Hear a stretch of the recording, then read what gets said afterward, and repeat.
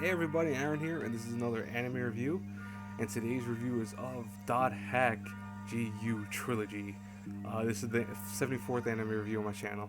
So, if you notice, by the way, I'm trying to get away from the whole formulaic concepts that I'm always doing with the, anime review number 74. This is the review of. I want to get away from that. It's not that I want to change the way I do all my reviews. I just want to change the opening of how I do my reviews, make it a little less informal, make it a little more personal. I hope you guys enjoy that. If you want me to go back to formulaic, let me know. I'll go back to formulaic. I doubt that, but anyways though. So by now you probably see this me reviewing Dot Hack and you go, oh no, is he gonna give this a bashing score? Is he gonna review it harshly? Because you already know how I feel about the Dot Hack animes in general. I usually have very bad things to say about them. I love Dot Hack again. I'm not gonna go into the details of that. I'm not gonna regurgitate what I always tell you guys when I'm talking about Dot Hack. But let me tell you guys, this is actually a good Dot Hack movie. Holy crap. I'm gonna put flashing lights on the thing that don't give you guys seizures, but I'm gonna, like, maybe, I don't know, some type of flashing effect right now. It's gonna be on the screen. It's actually a good movie. This is a good Dot Hack anime. This is probably the only good Dot Hack anime movie or anime anything out there to me personally. Now, Roots was close. Dot Hack GU Trilogy is awesome. It is an awesome movie. Now, what Dot Hack, I'm gonna tell you guys right now, this is kind of a spoiler. If you haven't seen Dot Hack Roots or if you haven't played the game, I'm warning you guys right now that GU the Trilogy movie, while it doesn't follow exactly how those games go and doesn't follow the exact plots here and there, it is a continuation of Dot Hack Roots. So it is essentially the sequel. So if you haven't watched Roots and you really want to, I warn you not to watch this video, only because you'll have everything spoiled for you, at least the concepts and what's going to happen in the long run. But anyways, now that that's gone, so let's talk about Dot Hack GU Trilogy, why it's so good, what's going on here. So if you haven't noticed, at this point in time, Haseo's left the Twilight Brigade, which was his original guild in the Dot Hack Roots anime and the prequel stories. He's left them because, first off, the girl he liked, who actually is now in a coma, I think her name's Shion. I always get her name incorrect. She is gone. She's went into a coma, and he's trying to figure out what happened. And the only clue he has is that there's a player called Tri-Edge who's been seen, and every person who's seen him apparently has gone to immediate comas after. So he's going after that. So now a lone solo player, Haseo has become the Terror of Death, as he's called in the World R2, because he's just this over-leveled guy. He's 133 level-wise. He has every weapon unlocked. He's super powered. Now, ironically, fitting with the game concepts, who here has played or seen Metroid games? Think about it for a second, where I'm going with this. If you've never played a Metroid game before, what happens is Samus around every beginning Metroid game. Lo and behold, she loses all of her powers, and equally in the beginning of this movie, after the very cool opening and the very cool first fight with the main enemy that he finally finds, Tri-Edge, who looks exactly like Kite from the other Dot Hack series, data drains him, and Haseo loses all of his powers, reverting back to his level 1 character. So he's lost all of his weapons, all of his superpowers, all of his outfits, etc., etc. He's back to the beginning of Haseo. And so what we start off with is now Haseo's wondering two things. Why is he only level 1 again? And why did he survive an attack that puts people immediately into a coma? Lo and behold, that's where the story begins.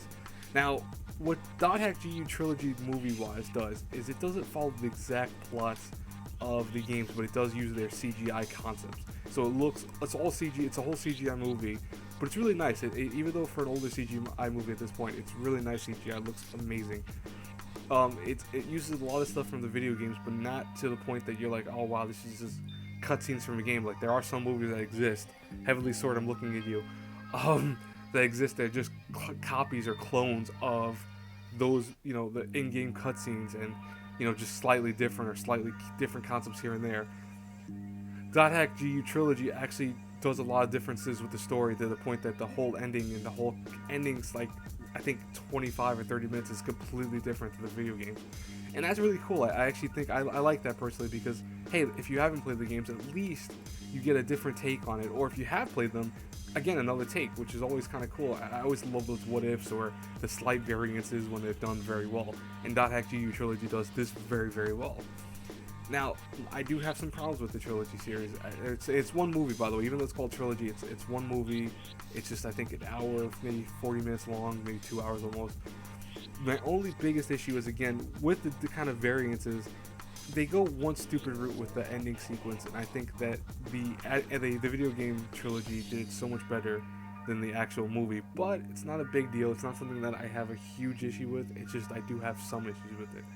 Also, the CGI, even though it looks very good, is not everyone's cup of tea. Usually in anime in movies in general, and it does show in this. It's a little bit old. It looks a little old here and there, but overall, it's still really cool. I love the fight scenes.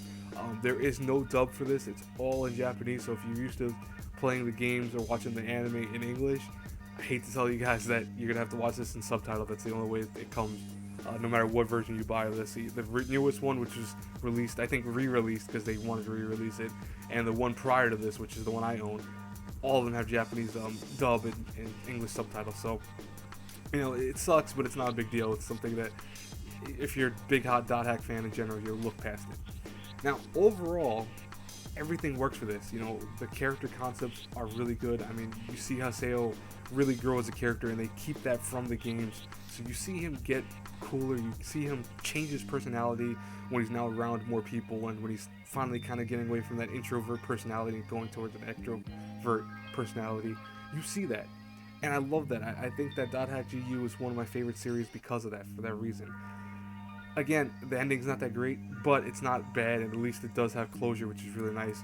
And it's again, a CGI looks good, but sometimes has issues.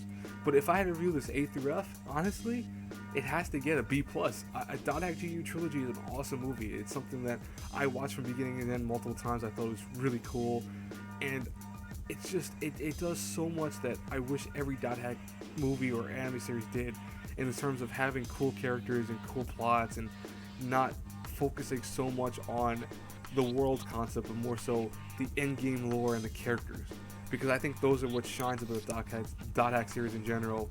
And when they focus on the characters and the kind of the world and itself, the lore and the history behind it, it makes for a better Dot Hack viewing experience. Anyways, guys, that's it for this review. I hope you guys liked it. Please like, comment, subscribe. It really helps me out a lot. And as always, guys, until our paths cross again in the next review, have a good one, everyone. Bye.